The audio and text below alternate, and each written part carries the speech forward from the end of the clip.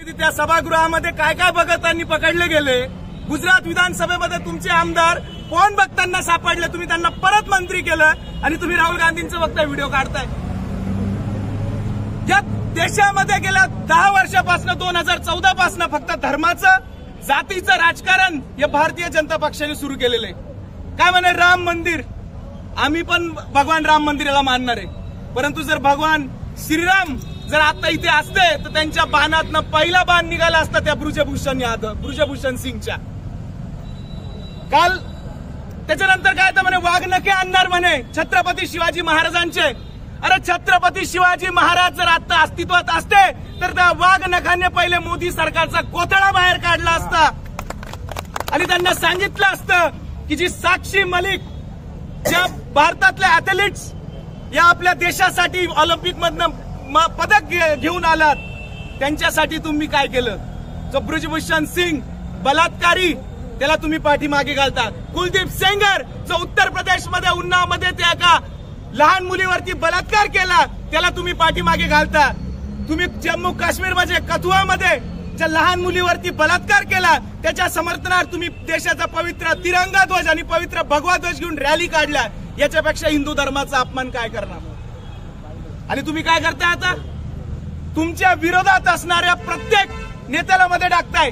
संजय सिंग आम आदमी पक्षाच्या संजय सिंगला मध्ये टाकलं, सत्येंद्र जैनला मध्ये टाकलं आणि आता त्यांचा प्लॅन चाललाय की अरविंद केजरीवालांना मध्ये टाकायचं आणि म्हणता की आम्ही तर आणीबाणी लावली नाही, आणीबाणी तर इंदिराबाईंनी लावली होती। अरे त्या इंदिराबाईंमध्ये एवढी धमक होती की उघड आणीबाणी लावली। अरे तुम्ही तर डरपोक आहे की तुम्ही ही अघोषित आणीबाणी लावली। त्यांना इंदिरा साहनी खटला उकडून फेकायचा आहे, त्यांना केशवानंद भारती उकडून फेकायचा आहे। परंतु एक मात्र सांगतो, ज्या नेत्यांनी या देशासाठी या संविधानासाठी बलिदान दिलं त्या सगळ्यांसाठी त्यांचं बलिदान आम्ही सर्व वाया जाऊ देणार नाही। आणि नरेंद्र मोदींचा या नालायकपणाचा परिणाम असा आहे की देशातल्या सर्व विरोधी पक्षातले संविधान प्रेमी आज इथे जमलेले आहेत। शेवटी आम आदमी पक्षाच्या वतीने मी एक निश्चित सांगतो की ज्या इंडिया आघाडीच्या महत्वपूर्ण नेत्यांनी अरविंद केजरीवालांनी या देशाला एक नवीन दिशा दिली, शिक्षण आरोग्य रोजगार या मुद्द्यांवर तर राजकारण त्यांनी या देशाला शिकवलं।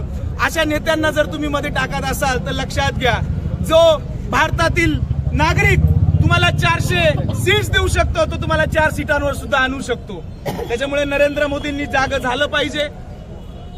संसदेचा आणि संविधानाचा अपमान करणं बंद केलं पाहिजे। आणि एकच सांगतो, तुम्ही आपल्यालाही जेलमध्ये टाकू शकता। भगत सिंगांचा एक शेर आहे की राग का हर कण हमारी गर्मी से गतिमान है। मी तो शेर आपल्या सगळ्यांसाठी समर्पित करतो।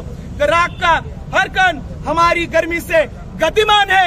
अरे हम सब ऐसे पागल है जो जेल में भी आजाद है, जो जेल में भी आजाद है।